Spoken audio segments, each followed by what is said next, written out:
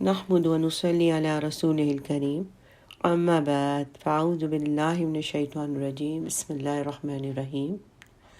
رب اشرح لی صدری ویسر لی امری واحلل عقدۃ من لسانی یفقہوا قولی اللہم انی اسألک علما نافعا ورزقا طیبا وعملا متقبلا۔ آئیے اگلا رکوع پڑھتے ہیں، آیت نمبر 111۔ اعوذ باللہ من الشیطان الرجیم ان اللہ اشتری من المؤمنین انفسهم واموالهم بان لهم الجنہ، یقیناً اللہ نے خرید لی ہے اہل ایمان سے ان کی جانیں بھی اور ان کے مال بھی، اور اس قیمت میں کہ ان کے لیے جنت ہے۔ یعنی بندہ اپنی جان اور مال اللہ کو بیچتا ہے اور اللہ تعالیٰ اس کی جان اور مال کے بدلے میں اس کو جنت دیتا ہے۔ یقاتلون فی سبیل اللہ، یقاتلون فی سبیل اللہ فیقتلون ویقتلون، جب جنگ کرتے ہیں تو اللہ کی راہ میں پھر قتل کرتے بھی ہیں اور قتل ہوتے بھی ہیں۔ یعنی جیسے جنگ بدر میں مسلمانوں نے 70 کافروں کو مارا تھا، جہنم رسید کیا تھا، اور جنگ احد میں 70 اہل ایمان شہید ہوئے تھے۔ وعدن علیہ حقا فی التوراۃ والانجیل والقرآن، یہ وعدہ اللہ کے ذمے ہے سچا تورات، انجیل اور قرآن میں۔ ومن اوفی بعہدہ من اللہ فاستبشروا ببیعکم الذی بایعتم بہ وذلک هو الفوز العظیم، اور اللہ سے بڑھ کر اپنے عہد کو وفا کرنے والا کون ہے؟ بس خوشیاں مناؤ اپنی اس بیع پر جس کا سودا تم نے اس کے ساتھ کیا ہے، اور یہی بڑی کامیابی ہے۔ بے شک اس آیت میں جہاد فی سبیل اللہ کی فضیلت بیان کر کے مومنوں کو اس کی ترغیب دلائی جا رہی ہے، اور ان سے کہا جا رہا ہے کہ اللہ نے تم سے تمہاری جان اور مال کا سودا کر لیا ہے تاکہ اس کے بدلے میں تمہیں جنت دے۔ سستی چیز لے کر بہت ہی قیمتی چیز تمہیں دی، اور چاہے تم دشمن کو قتل کرو یا قتل کر دیے جاؤ، اللہ کا وعدہ ہر حال میں ثابت ہے۔ جیسے کہ امام بخاری میں عبداللہ بن ابی اوفے رضی اللہ تعالی عنہ سے روایت ہے کہ جنت تلواروں کے سائے میں ہے، اور اللہ کا یہ پختہ وعدہ تورات اور انجیل میں بھی موجود ہے۔ یعنی اس میں اللہ تعالیٰ نے مسلمانوں کو یہ بتایا ہے، اپنے مومن بندوں کو اللہ تعالیٰ فرما رہے ہیں کہ اپنے مومن بندوں کی جانوں اور مالوں کے بدلے میں جن کو انہوں نے اللہ کی راہ میں خرچ کر دیا ہے، جنت کا معاوضہ دے رہا ہے اللہ تعالیٰ۔ اور یہ معاوضے کا معاوضہ نہیں ہے، بلکہ یہ اس کا فضل اور کرم اور احسان ہے، کیونکہ بندوں کی قدرت میں جو تھا وہ انہوں نے کیا۔ اب اپنے متی بندوں کے لیے اللہ پاک نے بھی کوئی معاوضہ قرار دے دیا ہے، تو وہ جنت ہے۔ یعنی اللہ نے جو معاوضہ قرار دیا ہے وہ جنت ہے۔ محمد قعب بن القرظی وغیرہ کہتے ہیں کہ عبداللہ بن رواحہ رضی اللہ تعالیٰ عنہ نے لیلۃ العقبہ میں بیعت کے وقت کہا، یا رسول اللہ، آپ اللہ کے لیے اور خود اپنے لیے بھی جو شرط چاہیں ہم سے منوا سکتے ہیں۔ تو حضور صلی اللہ علیہ وسلم نے فرمایا کہ اللہ سے متعلق تو میں تم پر یہ شرط قرار دیتا ہوں کہ اس کے سچے بندے بن کے رہو، اس کی عبادت کیا کرو اور کسی کو اس کا شریک نہ ٹھہراؤ۔ اور اپنے سے متعلق تم پر شرط قرار دیتا ہوں کہ جن باتوں سے تم اپنی جانوں اور اپنے مالوں کو بچاتے ہو، میرے بھی اسی طرح خیر خواہ بنے رہو۔ تو پھر پوچھا، پھر ہمیں کیا ملے گا؟ تو حضور صلی اللہ علیہ وسلم نے فرمایا کہ اس کا عوض جنت ہے۔ تو پوچھنے والوں نے کہا کہ یہ بڑے فائدے کا سودا ہے، ہم عہد شکنی نہیں کریں گے اور نہ عہد شکنی ہم سے ہوگی۔ تو یہ آیت اتری، ان اللہ اشتری من المؤمنین انفسهم، اور اللہ تعالیٰ نے فرمایا، یقاتلون فی سبیل اللہ فیقتلون ویقتلون، یعنی وہ اللہ کی راہ میں لڑتے ہیں، پس قتل بھی کرتے ہیں اور قتل بھی ہوتے ہیں۔ یعنی دونوں باتیں ثواب کے لیے ہیں، برابر کے ثواب والی ہیں۔ جو قتل کر کے غازی بنیں گے یا شہید ہوں گے، ہر صورت میں جنت ان کے لیے واجب ہے۔ اسی لیے روایت میں آیا ہے کہ جو اللہ کی راہ میں نکلا اور اس نکلنے سے اس کے عوض سوائے اس کے یعنی اس کے غرض کوئی اور نہیں ہو، صرف یہ کہ میں اللہ کی راہ میں جہاد کرنے جا رہا ہے، یعنی وہ اللہ ہی کی راہ میں جہاد کرے تو اللہ تعالی اور اللہ کے رسولوں کی تصدیق کرے، حتیٰ کہ اسے اس حالت میں موت آ جائے تو اللہ اس بات کا ذمہ دار ہے کہ اس کو جنت میں داخل کرے، اور اگر نہ مرے تو اللہ کے ذمے ہے کہ جہاں وہ چلا جائے اسے وہاں پہنچائے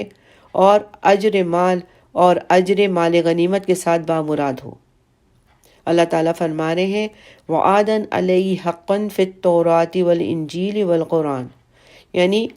اپنے وعدے کی تاکید کے طور پر یہ بتلایا جا رہا ہے کہ اس نے اپنی ذات، یہ جو چیزیں ہیں اس نے اپنی ذات پاک پر اس چیز کو فرض کر لیا ہے، اور یہ اسی چیز کی جو ہے اپنے رسولوں کو وحی بھی بھیج دی ہے جو حضرت موسیٰ علیہ السلام پہ اتری ہوئی تورات میں بھی درج ہے، یعنی تورات میں بھی اللہ تعالیٰ نے نازل فرمایا، اور عیسیٰ علیہ السلام کی انجیل میں بھی ہے، اللہ تعالیٰ نے انجیل میں بھی یہی چیز نازل فرمائی، اور نبی صلی اللہ علیہ وسلم پر قرآن جو اترا ہے اس میں بھی یہ لکھا ہوا ہے۔ پھر اللہ تعالیٰ فرمانے وَمَنْ أَوْفَى بِعَهْدِهِ مِنَ اللَّهِ، اور اللہ سے زیادہ اپنے وعدے کو پورا کرنے والا اور کون ہو سکتا ہے، کیونکہ وہ کبھی بھی وعدے کے خلاف نہیں ہوتا۔ جیسا کہ ایک دوسری جگہ اللہ تعالیٰ نے فرمایا کہ وَمَنْ أَصْدَقُ مِنَ اللَّهِ حَدِيثًا وَمَنْ أَصْدَقُ مِنَ اللَّهِ قِيلًا، اور اسی لیے ارشاد ہوتا ہے کہ اللہ نے تم سے جو سودا کیا ہے اس پر خوش ہو جاؤ، اور یہ بڑی زبردست کامیابی ہے بشرطے کہ تم بھی اپنا وعدہ پورا کرو۔ تو اللہ سے دعا ہے کہ اللہ تعالیٰ جو ہے ہم میں ہر ایک کو یہ سودا کرنے کی توفیق عطا فرمائے کہ ہم اللہ کے ہاتھ اپنی جانیں اور اپنے مال بیچ دیں، آمین یا رب العالمین۔ آیت نمبر 112، التائبون العابدون الحامدون السائحون الراکعون الساجدون، توبہ کرنے والے،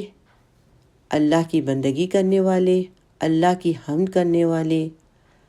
دنیاوی آسائشوں سے لا تعلق رہنے والے، رکوع کرنے والے اور سجدہ کرنے والے۔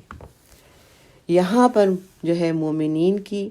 کچھ دوسری نیک صفات بیان کی جا رہی ہیں۔ التائبون یعنی توبہ کرنے والے، العابدون عبادت کرنے والے، الحامدون حمد کرنے والے، السائحون سے مراد اکثر مفسرین کے نزدیک روزے دار ہیں، بعض نے اس سے مراد مہاجرین لیا ہے، اور بعض نے طالب علم مراد لیا ہے، یعنی جو علم کے لیے کا طالب ہو۔ حافظ ابن کثیر رحمۃ اللہ علیہ کہتے ہیں کہ ایک حدیث ہے، اس میں اس آیت کے بارے میں سیاحت کے بارے میں کیا مراد ہے، اس سے مراد جہاد ہے۔ حدیث یہ روایت کرتی ہے کہ ایک آدمی نے کہا یا رسول اللہ صلی اللہ علیہ وسلم مجھے سیاحت کی اجازت دیجیے، تو آپ صلی اللہ علیہ وسلم نے فرمایا میری امت کی سیاحت جہاد فی سبیل اللہ ہے۔ سیاحت سے مراد یہ نہیں کہ آدمی دنیا سے کنارہ کش ہو کر عبادت کی نیت سے پہاڑوں، غاروں اور صحراؤں میں چلا جائے، اس لیے کہ یہ رہبانیت ہے اور جس کی اللہ اور اس کے رسول صلی اللہ علیہ وسلم نے ممانعت کی گئی ہے۔ ہاں اگر زمین فتنوں سے بھر جائے اور آدمی کے لیے اپنے دین پر چلنا مشکل ہو رہا ہو تو ایسی صورت میں جائز ہے کہ شہر اور بستی چھوڑ کر پہاڑوں پہ چلا جائے۔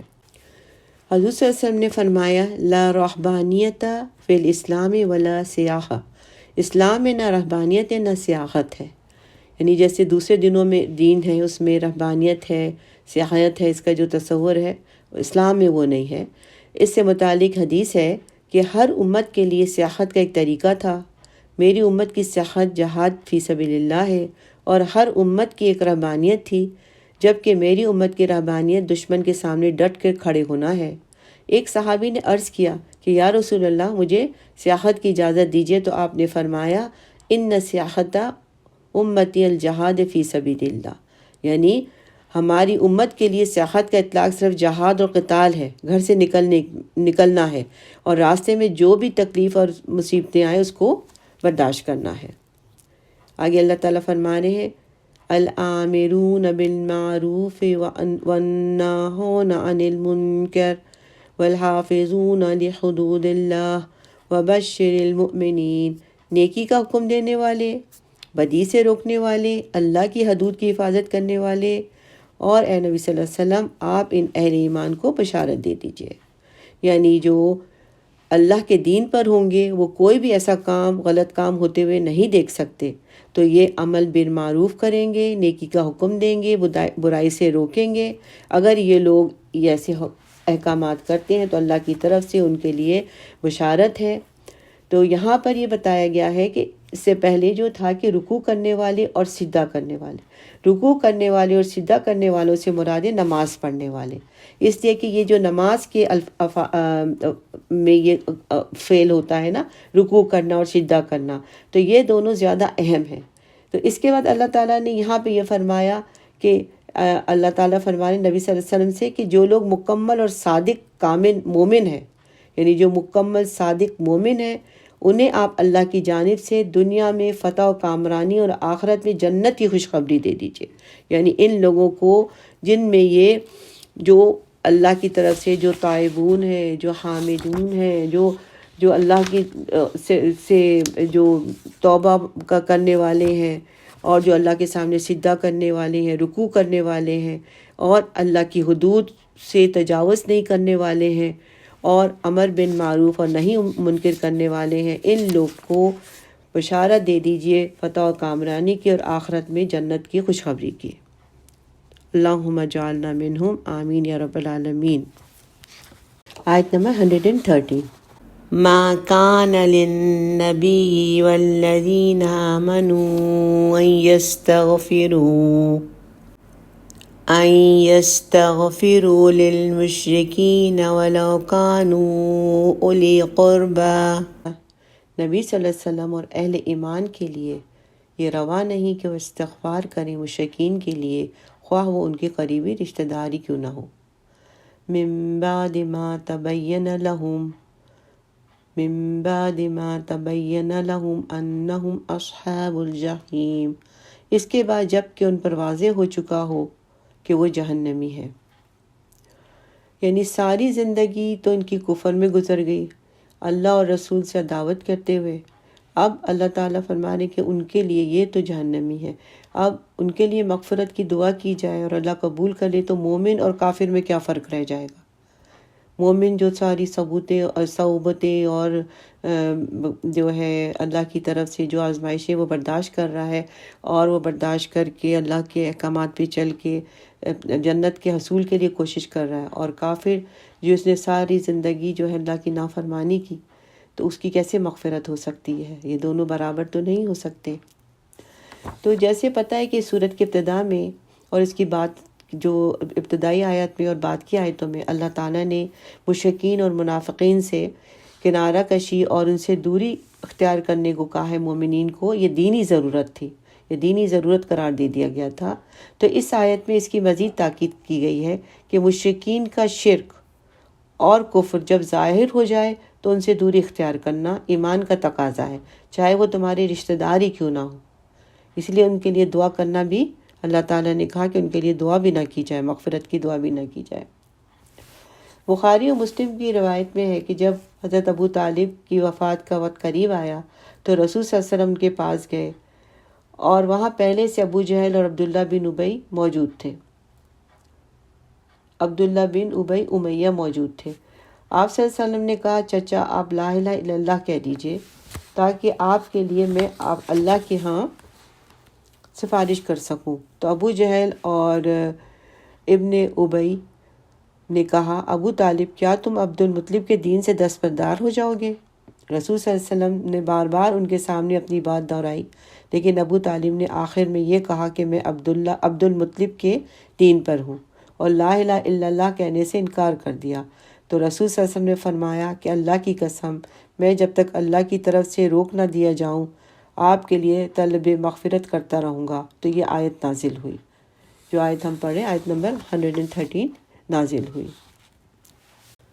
آیت نمبر 114۔ وَمَا كَانَ اسْتِغْفَارُ إِبْرَاهِيمَ لِأَبِيهِ إِلَّا عَن مَّوْعِدَةٍ وَوَعَدَهَا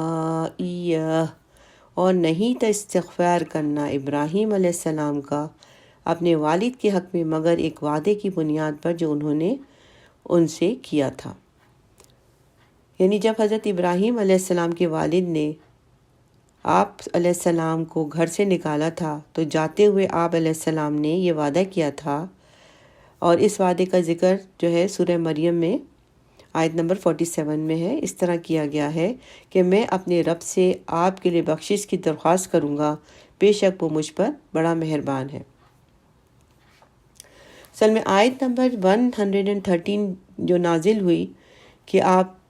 کسی کے لیے استغفار نہ کرو چاہے وہ مشرکین جو ہے اب رشتہ دار کیوں نہ ہو،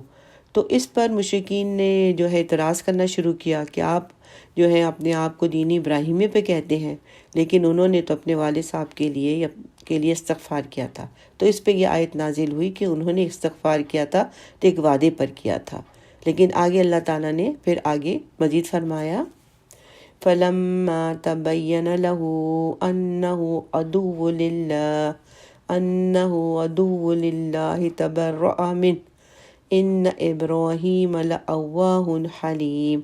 اور جب آپ علیہ السلام پر واضح ہو گیا کہ وہ اللہ کا دشمن ہے تو اب آپ علیہ السلام نے اعلان بیزاری کر دیا، یقیناً ابراہیم علیہ السلام بہت درد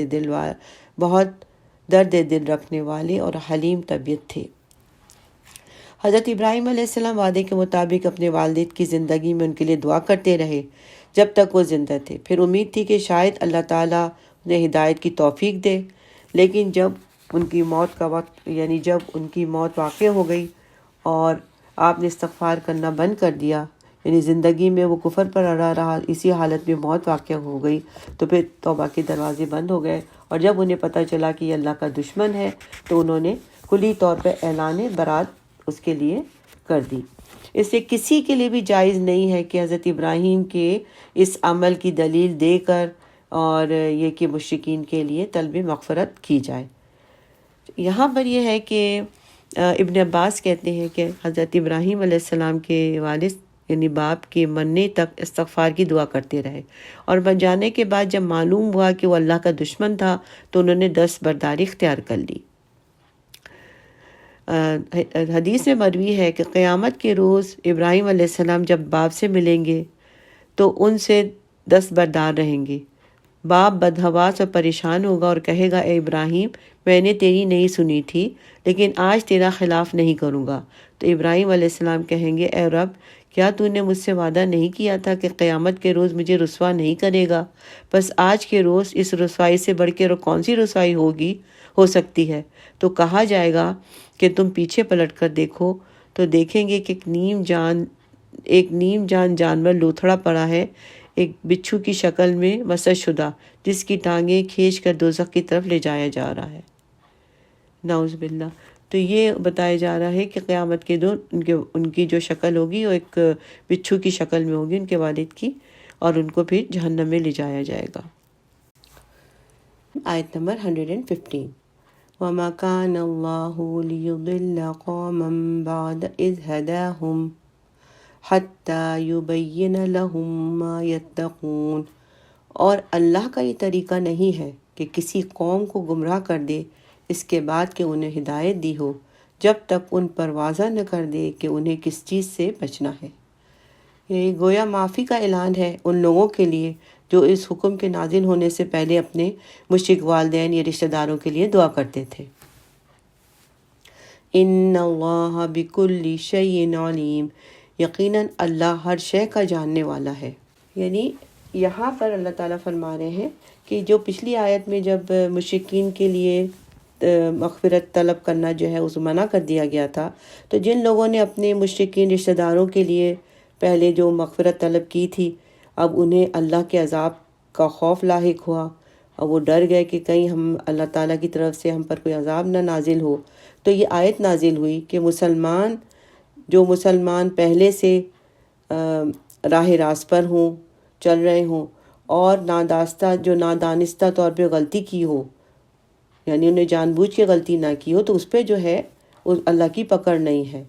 یعنی جو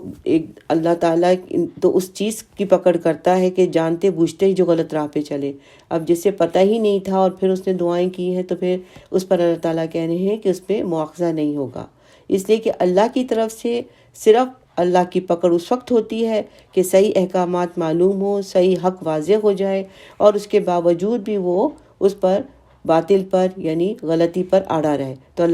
اس پر اللہ تعالیٰ کی پکڑ ہوتی ہے۔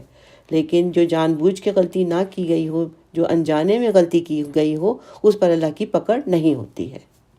تو یہاں یہی کہا جا رہا ہے کہ اللہ کی طرف سے مواخذہ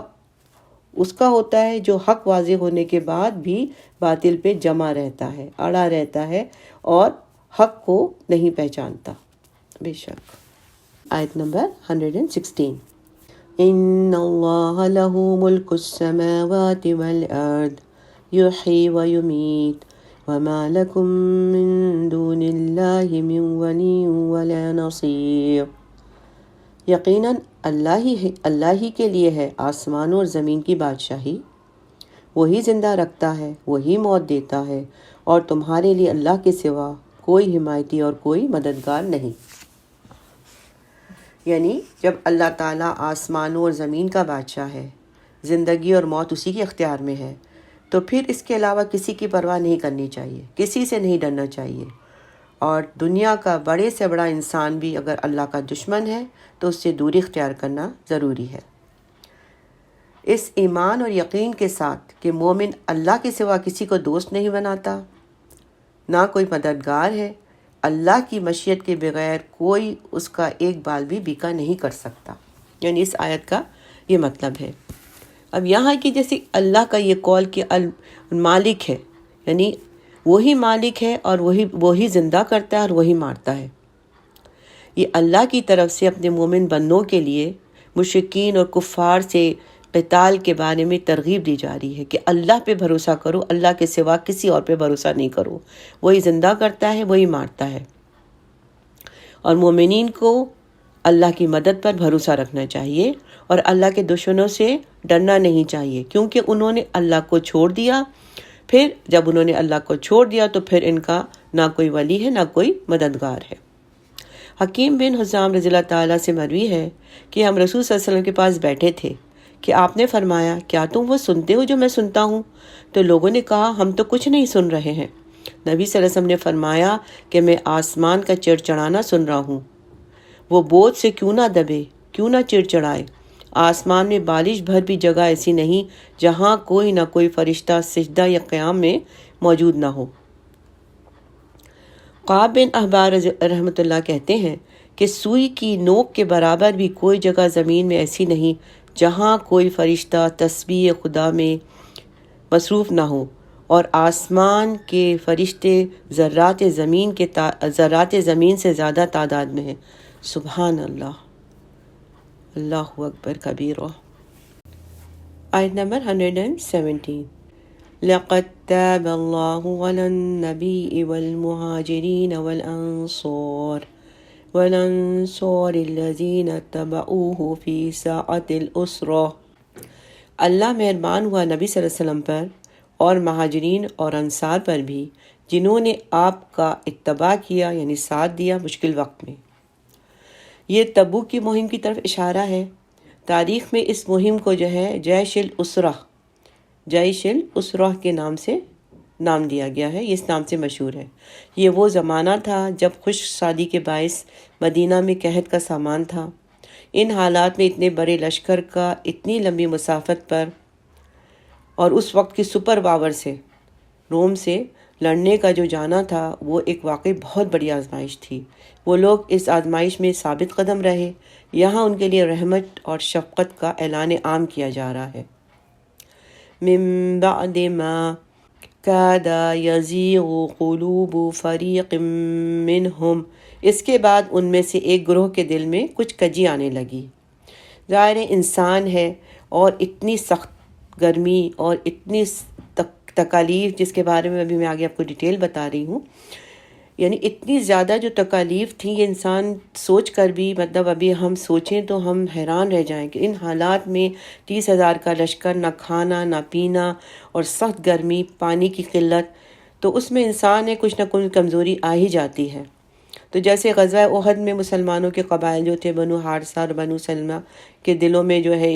لوگوں کے دلوں میں ایک عارضی کمزوری آ گئی تھی، اسی طرح یہاں بھی کوئی ایک گروہ تھا جس کے دل میں کچھ کجیسی آ گئی تھی۔ تو اللہ تعالیٰ آگے فرما رہے ہیں ثم تاب علیہم انہ بہم رؤوف الرحیم، پھر اللہ نے ان پر رحمت فرمائی اور یقیناً وہ ان کے حق میں بہت مہربان اور رحم کرنے والا ہے۔ یہاں پر یہ بتایا جا رہا ہے کہ جو لوگ غزوہ تبوک کے لیے نکلے تھے تو بڑی سخت گرمی تھی، قحط سالی تھی، بالکل اس سے وہ قحط تھا، پانی اور زیادہ راہ کی سخت تنگی تھی۔ زیادہ راہ کہتے ہیں جو سامان راستے میں لے جانا ہو۔ قتادہ کہتے ہیں کہ جنگ تبوک کے لیے جب چل کھڑے ہوئے تو بڑی سخت گرمی تھی، اللہ ہی جانتا ہے کہ کیسی سخت مصیبتیں مجاہدین کو پہنچی،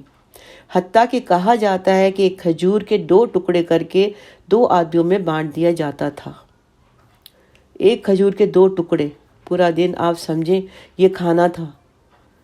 یعنی کتنا سخت کام تھا، اور گرمی سخت تھی، بھوک بھی لگ رہی ہوگی لیکن، اور وہ بھی سفر میں۔ ایک کھجور کے 2 ٹکڑے کر کے 2 آدمیوں میں بانٹ دیا جاتا تھا۔ کھجور 10 ب10 بڑھائی جاتی، ایک اس کو تھوڑا سا چوستا، پھر پانی لیتا، پھر دوسرا چوستا اور پانی پی کر تسلی کرتا۔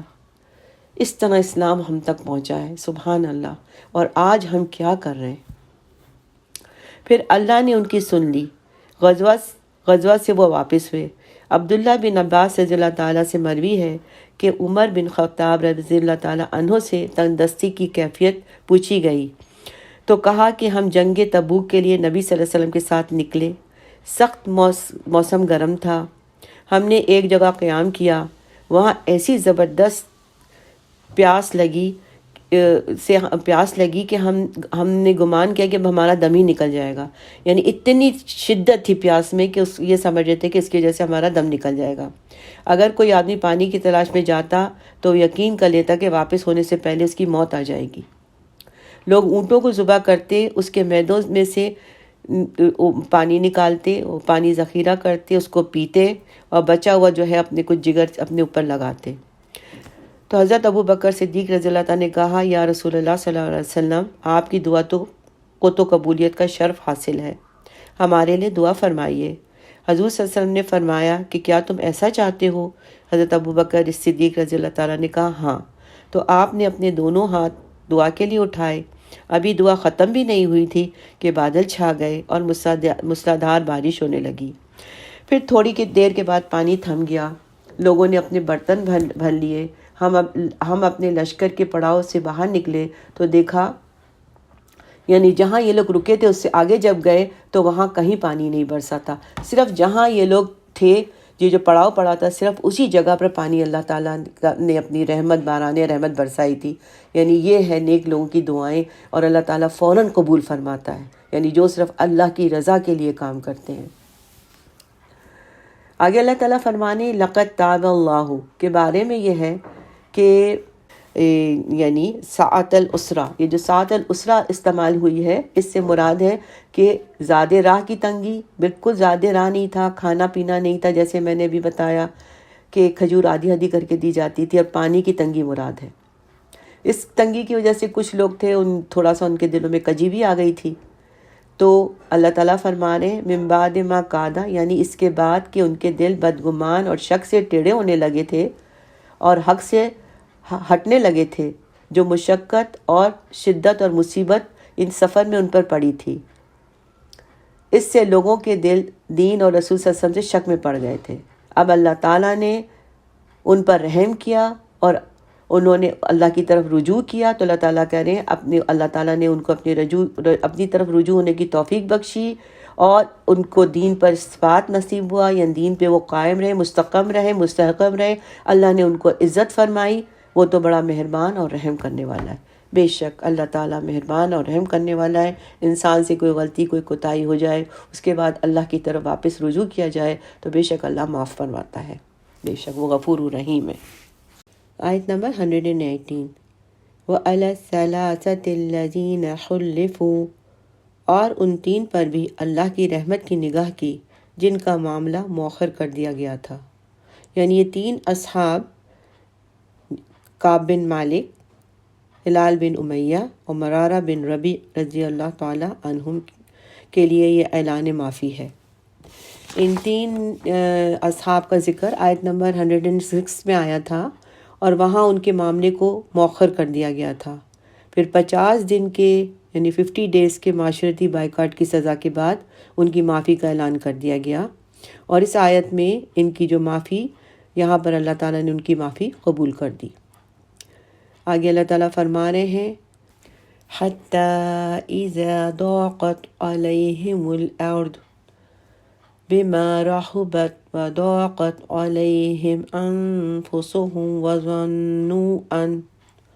وَظَنُّوا أَن لَّا مَلْجَأَ مِنَ اللَّهِ إِلَّا إِلَيْهِ،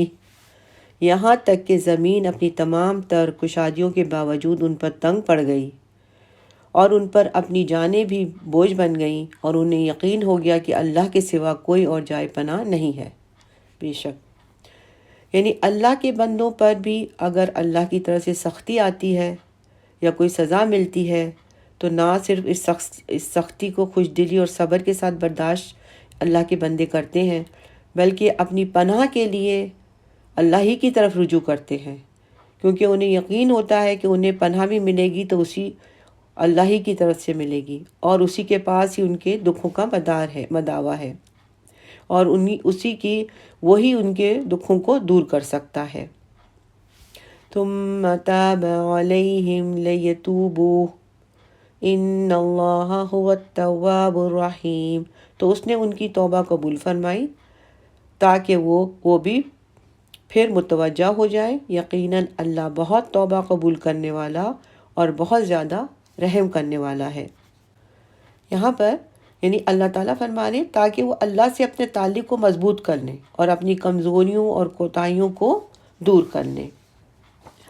جیسے اوپر بتایا تھا کہ غزوہ تبوک سے کچھ ایسے لوگ تھے وہ پیچھے رہ گئے تھے جو مخلص مسلمان تھے، لیکن سستی کی وجہ سے نبی صلی اللہ علیہ وسلم کے ساتھ وہ نہ جا سکے۔ جب منافقین کے بارے میں قرآن کریم کی آیتیں نازل ہونے لگیں تو انہیں بھی اپنی غلطی کا شدید احساس ہوا، اسی لیے ان میں سے کچھ نے یعنی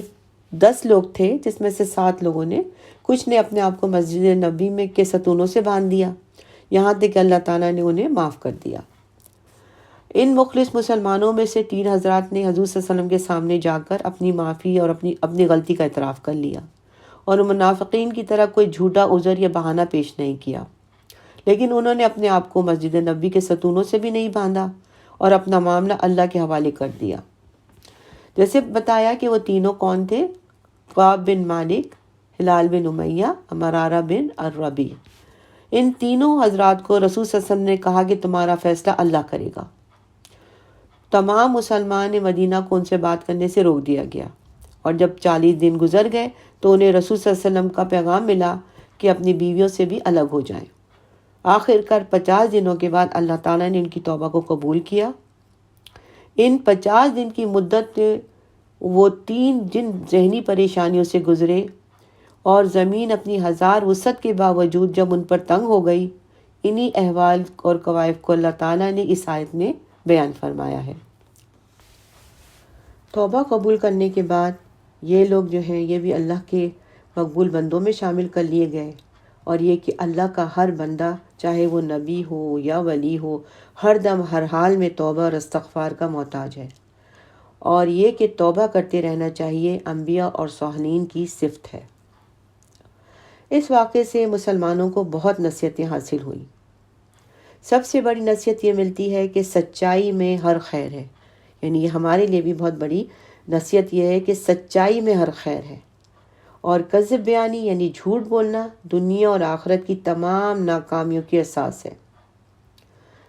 یہ ہمارے لیے بھی بہت بڑا اس میں سبق ہے۔ جن منافقین نے رسول صلی اللہ علیہ وسلم کے سامنے جھوٹ بولا، جھوٹ سے کام لیا، اللہ تعالیٰ نے ان کا پردہ فاش کر دیا اور آخرت میں ان کا ٹھکانہ جہنم بنا دیا۔ اور ان تینوں حضرات نے جرأت مندی سے کام لیا، جرأت ایمانی سے کام لیتے ہوئے سچائی کو اپنایا، اپنی غلطی کا اعتراف کیا، اور اللہ تعالیٰ سے توبہ کی انہوں نے، تو اللہ نے ان کی توبہ قبول فرما دی، اور ان کا اعلان رہتی دنیا تک قرآن کریم میں کر دیا یعنی رہتی دنیا تک لوگ ان کے بارے میں پڑھیں گے اور ان کے سے سبق حاصل کریں گے، ان کے اس قصے سے سبق حاصل کریں گے، اور یہ ایک راہ ہدایت ہے ان کے لیے۔ حدیث میں ہے کہ عبداللہ بن مسعود رضی اللہ تعالیٰ عنہ سے روایت ہے کہ رسول صلی اللہ علیہ وسلم نے فرمایا، جو آدمی ہمیشہ جھوٹ بولتا رہتا ہے وہ اللہ کے نزدیک جھوٹا لکھ دیا جاتا ہے۔ نعوذ باللہ، اللہم لا تجعلنا منہم، آمین یا رب العالمین۔ الحمدللہ یہاں پہ اس رکوع کا اختتام ہوا۔ اللہ تعالیٰ قبول فرمائے۔ اس کے پڑھنے پڑھانے میں ہم سے جو بھی غلطیاں، جو کوتاہیاں ہوئی ہیں، اللہ تعالیٰ معاف فرمائے۔ ربنا تقبل منا انك انت السميع العليم ربنا لا تؤاخذنا ان نسينا او اخطأنا آمین۔ سبحانک اللہم وبحمدک نشہد ان لا الہ الا انت نستغفرک ونتوب الیک۔ السلام علیکم ورحمۃ اللہ وبرکاتہ۔